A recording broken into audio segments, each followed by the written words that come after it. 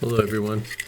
First off, I'd like to apologize for the audio in this clip here. I don't know what happened. It sounds like I'm talking inside of a potato chip bag.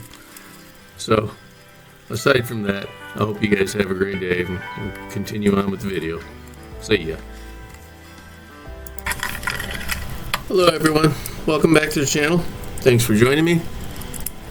Well, I had good intentions with this video. I started out wanting to show you the actual building of a 1934 Duesenberg metal body model kit, which I was very excited to get started and show you.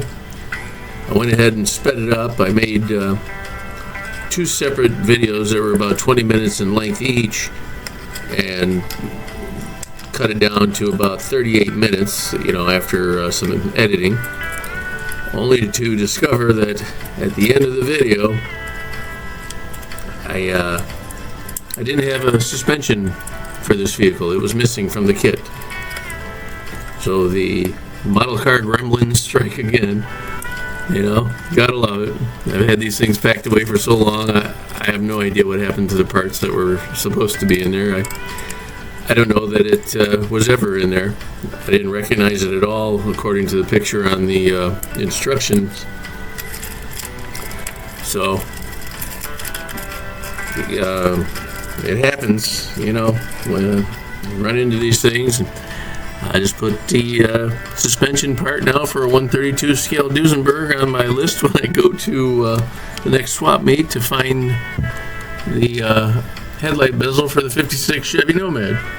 So apparently I'm going to go there with a full list. I may end up buying a few junkyard lots just to restock my own parts bins.